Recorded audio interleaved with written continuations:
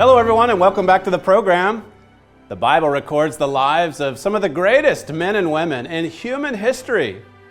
They achieved truly miraculous things. Through them, God slew giants, saved cities, and stopped armies. What factor do these people all have in common? They all shared an intimate relationship with their Creator. This is something that you can have. You don't have to be a great man or woman to have a relationship with your Creator. In fact, your relationship with God is what enables you to become great, to make a real difference. This is something you can start building today. You can start developing this in small ways right now. You can make your prayer life your top priority. The Trumpet Daily.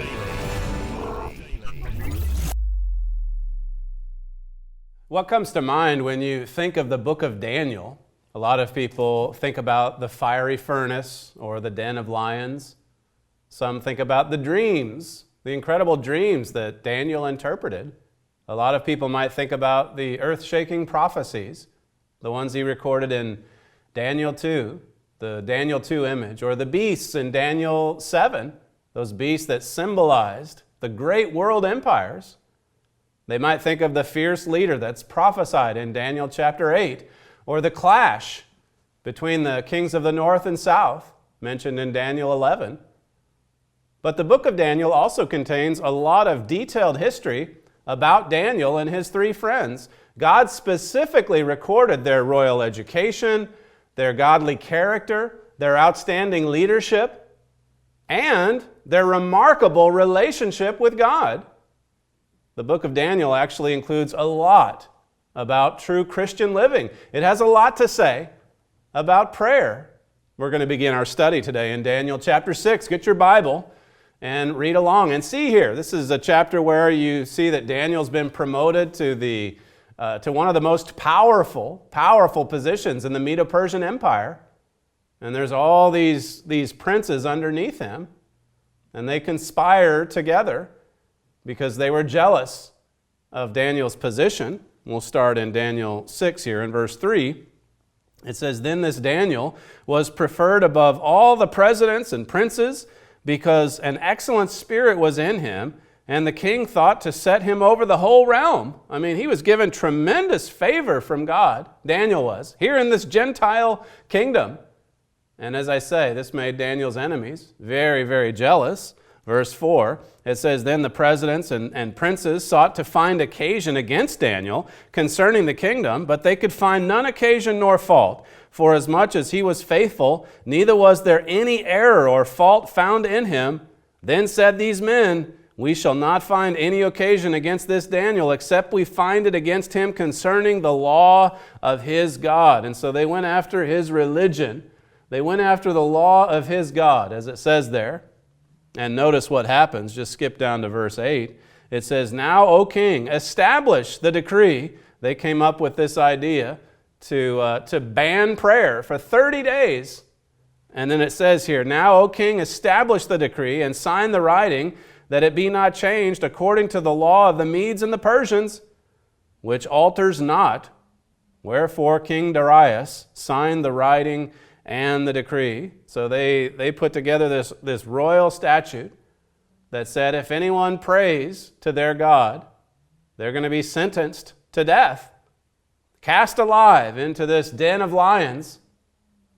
And what do you suppose Daniel did the moment he heard about this decree? Well, he dropped to his knees and started praying, of all things. Verse 10. It says, "Now when Daniel knew that the writing was signed, he went into his house, and his windows being open in his chamber toward Jerusalem, he kneeled upon his knees 3 times a day and prayed and gave thanks before God, as he did aforetime." I mean, just as he was in the custom of doing all the time. I mean, this decree did not interrupt his prayer life one bit. What does that say? What does that say about the level of importance prayer had in his life? It did not slow him down at all. His prayer routine, that is.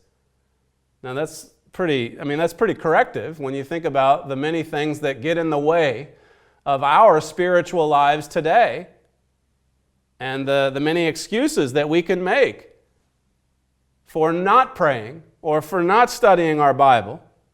Maybe we're too tired, or maybe we say we're too busy, or we have priorities that are all jumbled up. Whatever it is, these are lame excuses. And put yourself in the position of Daniel. It didn't disrupt his prayer life one bit. And what's amazing too is that it says there in verse 10 that he prayed and he gave thanks.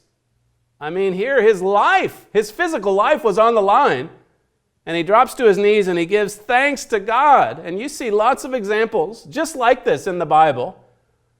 The Apostle Paul, for example, when he was in jail in Philippi after having been beaten, and he was singing praises to God. He says in the book of Philippians, he pleads with the brethren of God, make sure that you give thanks, that you really rejoice to God. Did you know Paul wrote the book of Philippians when he was in prison? It would have been easy for him to be very negative. And same with Daniel here in chapter 6. What an attitude, though. Here he was, Daniel, this remarkable man, being positive and hopeful right in the midst of this fiery trial. What an example it is for us. It shows you something about Daniel. It shows you about Paul, that example I mentioned from Philippi. Look at the value that these men placed on their prayer. How important was prayer in their minds? And we want, of course, look at this history and learn from it and receive inspiration from it and apply the lessons in our own lives. How important is prayer to you? We have a great booklet, brand new booklet, How to Pray. And listen, if you go through this book thoroughly, if you really study it with a childlike attitude, as Jesus said in Matthew 11, it will change your life for the better. It will revolutionize your life. There's so many wonderful pages of instruction in this book, and it just takes you right through the Bible. That's the beauty of it. It points to all of these inspiring examples from the Scriptures. Example after example after example of answered prayer. And of course, in this booklet, I brought this one here because this one has a chapter about Daniel and his 3 friends and their remarkable prayer lives and their faith, their trust, their faith in God. Make sure that you call our operators today and get both of these free booklets. They've already been paid for. Let me take you to a quote by my father. He said back in 1998, "Our primary focus in life must be on how we talk to God in prayer. That is our number one priority. That is how we grow in God's royal family." That's our primary focus, how we talk to God in prayer. And it's amazing. The higher you value your prayer life, the more fervent and energetic you're going to be when you make your petitions known to God. And of course, God's looking for that as well. He doesn't want to just communicate with us. He wants to see us pouring our hearts into our prayers. How fervent do you suppose Daniel's prayers were here in Daniel 6? After this decree goes out saying that if you bow down and pray to your God, you're going to be sentenced to death. I think that made for some really sincere and heartfelt prayers on the part of Daniel. And of course, the more effectual and fervent those prayers are, we can see that actually in James chapter 5. Notice this over in the New Testament. This is James 5 and verse 16. It says, "Confess your faults one to another and pray one for another that you may be healed. The effectual, fervent prayer of a righteous man avails much." It really does accomplish a lot if you pour your heart into your prayers. This will energize your life. It'll give your life direction. Now, it's not easy. Prayer is hard work. It does take some work, some diligence, some drive. We've got to push ourselves to get on our knees and to cry out to God. But this is something that we can learn how to do. This book will really teach you to do that. If you'll just go through this study and then apply it in your life, you can get in the habit You can get into the habit of diligent, effectual, earnest, and fervent prayer. Let me take you to another quote by Herbert Armstrong. He said, "But as of the moment I write, there is not one thing that I have had to rely on God for and ask Him for in prayer for myself and family or the wonderful work of His, which He has committed to me, that has not been answered." I mean, not one thing. How about that? How would you like to have every single one of your prayers answered just like that? Well, it shows just how effective his prayer life was. Herbert Armstrong really did pour his heart into his prayers, and there's so many examples of that in his autobiography, which we've offered on this program before as well. Turn over to Hebrews 4, just a few pages back. Hebrews 4, where Paul here tells us to go boldly before God and His throne. That's the way that God wants for us to pray. Hebrews 4 here in verse 14, it says, "Seeing then that we have a great high priest that is passed into the heavens, Jesus, the Son of God, let us hold fast our profession. For we have not an high priest which cannot be touched with the feelings of our infirmities, but was in all points tempted like as we are, yet without sin." I mean, He set for us a perfect example. He lived unto God when He was in the flesh. And then He sacrificed His life for God's purpose and plan, for you and me. And then 3 days later, He was resurrected to life, and He sits on the right hand of God, the Scriptures bring out. He's in the position of our advocate. And you know how He prays? Well, this same book of Hebrews, chapter 5, says that He offered up prayers, strong prayers, crying, tears. He really poured His emotions into it. And that same being is at God's throne praying that same way for you and me. And He'll work with us. He'll help us to improve our prayer lives. But here in verse 16, Paul says, "Let us therefore come boldly unto the throne of grace, that we may obtain mercy and find grace to help in time of need."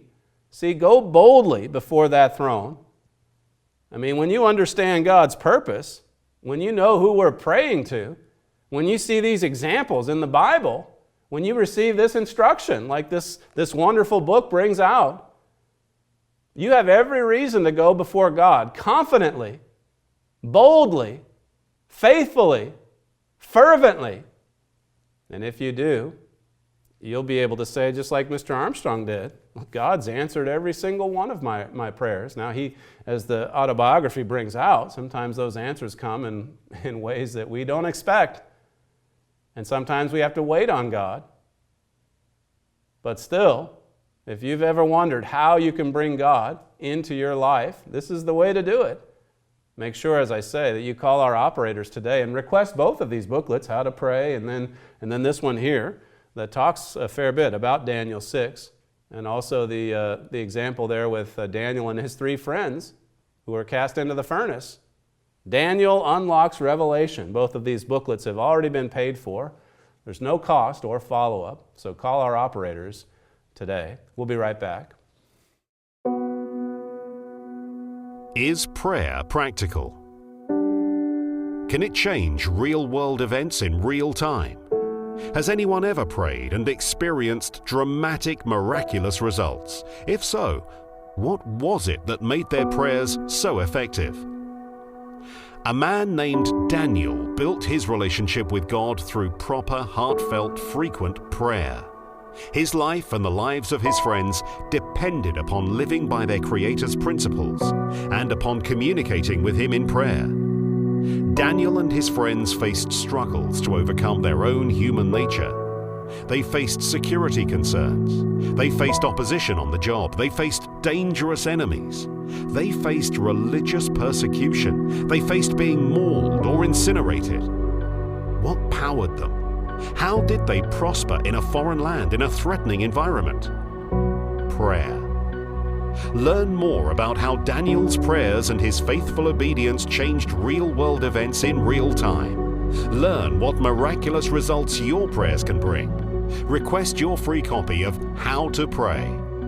How to Pray will show you how you can talk to Him about everything from your job to your spouse to God's plan for your life. How to Pray will revolutionize your relationship with God, and your relationship with God will revolutionize your entire life. All of our literature is offered free of charge, without cost or obligation.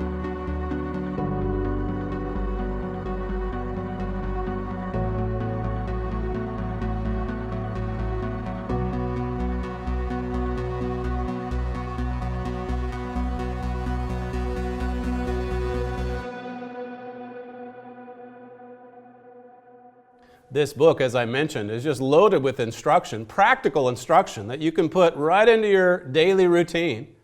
There's even a fair bit in here about organizing your prayers, using the prayer outline in Matthew 6 and Luke 11, and then building your daily prayers around that outline that Jesus gave to us.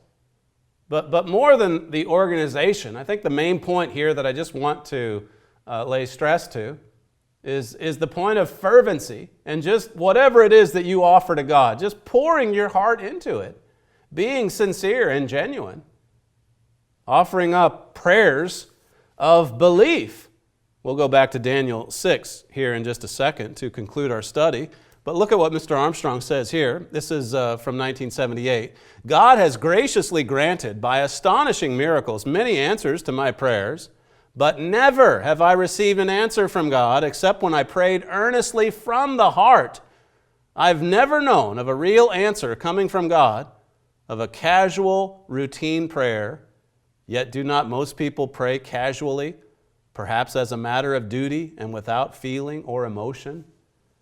Well, I think today many would have to acknowledge that they don't pray, period. But for those who do, like Mr. Armstrong said there, do you fall into the category of just kind of offering a casual, routine prayer? Or in the case of the prayer outline in Matthew 6, there's a lot of people today that just vainly repeat that. They memorize that outline, and that's what Jesus meant for it to be, an outline, a framework to build your prayers around.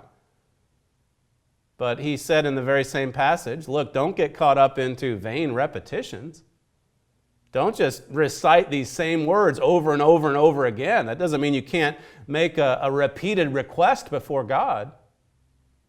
But it's not to be vain repetition. That's the thing. There's so much instruction, though, on this subject. This book, as I say, really does bring that out. Daniel chapter 6, it says here, now when Daniel knew that the writing was signed, he went into his house, and his windows being open in his chamber toward Jerusalem, he kneeled upon his knees 3 times a day, and prayed and gave thanks before God as he did aforetime. I read this in the first segment. So here is this decree. His life now, his physical life is threatened, and he immediately goes to God and prays. His routine of prayer, it continues. Let's continue the story. Verse 10, it says, then these men assembled and found Daniel praying and making supplication before his God. And so here's the conspiracy in full motion. They catch Daniel in the act, and they immediately report him to Darius and the king, because Daniel, in many ways, was his right-hand man. The king was devastated by the news. Notice verse 14. It says, then the king, when he heard these words, was sore displeased with himself, and he set his heart on Daniel to deliver him, and he labored till the going down of the sun to deliver him. And then these conspirators, they assembled unto the king, and they said to the king, know, O king, that the law of the Medes and Persians is that no decree nor statute which the king establishes may be changed. You can't change. You can't reverse this. You already said it. These were the king's counselors. These are the kinds of men that they were. They didn't really have the king's interest at heart. They were serving themselves. Notice, though, what happens. Verse 16, then the king commanded, and they brought Daniel and cast him into the den of lions. Now the king spoke and said unto Daniel, your God, whom you serve continually, he will deliver you. So they carried out the sentence. It's pretty amazing, though, when you see the way Darius spoke to Daniel. First, he stayed up through the night, looking for a way around this, looking for a way to deliver Daniel. And then he was cast into this den of lions. And he says to him as he goes in, God will take care of you. I know about your God. I know what kind of man you are. I know you serve your God continually. I mean, here Daniel had been serving God. God was first in his life, and yet he was very faithful in his service to King Darius, because the king allowed for him to worship his God and to put his God first. And in doing so, he was a very faithful and supportive and competent assistant to this Gentile king. Daniel put his primary focus on his prayer life. And look at how God blessed him. Look at the doors that swung open for him. Verse 17, it says, and the stone was brought and laid upon the mouth of the den, and the king sealed it with his own signet and with the signet of his lords, that the purpose might not be changed concerning Daniel. And then the king went to his palace, and he passed the night fasting. Neither were instruments of music brought before him, and his sleep went from him. He was up through the night. He was not celebrating. He was mourning, but he was also fasting and probably praying a lot too. Praying to God. Praying to the God of Daniel.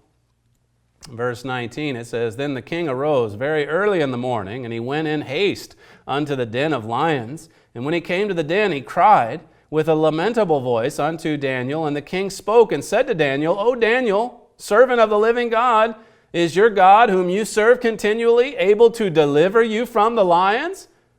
I know you serve the true God. Did he deliver you?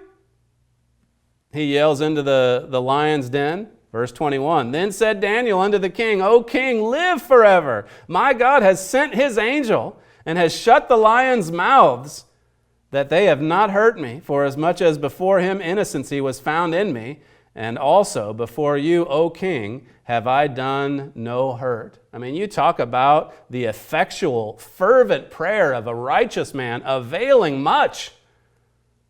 Like my father brings out in the Daniel booklet, these men were thrown in. This is talking about the three friends with the fiery furnace. But he goes on to make the point how that they had faith leading right up to the trial. They cried out to God. They poured their hearts into their prayers. And God was with them. But God didn't just remove the trial. He didn't just remove the den of lions or prevent Shadrach, Meshach, and Abednego from being thrust into that fiery furnace. God led them right through the trial. God protected them, even while Daniel was right in front of these hungry lions. That says something, too, about God and the way that we have to follow him, that we have to walk by faith and trust him, even when we're thrust into the trial. That takes some faith. That takes a really special relationship with God. Verse 23, then was the king exceeding glad for him and commanded that they should take Daniel up out of the den. So Daniel was taken up, and no manner of hurt was found upon him, because he believed God. See, God took care of him. God protected him. He believed in God's promises, and he cried out to God to follow through on those promises and to deliver him, and God did. Verse 24, and the king commanded, and they brought those men which had accused Daniel, and they cast them into the den of lions, them, their children, and their wives, and the lions had the mastery of them, and broke all their bones in pieces, or ever they came at the bottom of the den. See, vengeance is God's. Daniel didn't take matters into his own hands. He just looked to God. And look at how the tables turned by the end of this story. What a conclusion. Verse 25, then King Darius wrote unto all people, nations, and languages that dwell in all the earth, peace be multiplied to you, he said. I make a decree that in every dominion of my kingdom men tremble and fear before the God of Daniel, for he is the living God, and steadfast forever in his kingdom, that which shall not be destroyed, and his dominion shall be even unto the end. As I say, the tables turned completely. I mean, what started out as a 30-day ban on prayer, it turned into a kingdom-wide decree that everyone tremble and fear before the God of Daniel. This was a trial that turned into a blessing. This was a trial that God was able to use to amplify his message through the whole kingdom. What an amazing turnaround. The effectual, fervent prayer of a righteous man, it really does avail much. A couple more verses here. Verse 27, it says, he delivers and rescues, and he works signs and wonders in heaven. That's the God that Daniel worshiped. Verse 28 says, so this Daniel prospered in the reign of Darius and in the reign of Cyrus the Persian. Daniel was just an ordinary man, just like you and me, and yet he had an extraordinary life because of his extraordinary prayer life. That's the lesson here. Here he was taken into captivity, and look at how he rose in the ranks of this Gentile court. And even under this kind of trial and test, he trusted God. He relied upon his God, and God delivered him. Make sure, as I say, that you call our operators today and request these 2 free booklets, How to Pray. This one's brand new, as I say. We've never offered it on TV before. And then this one here, Daniel Unlocks Revelation. We'll send both of these free books out to you right away. Thank you for joining us today, and we'll see you next time.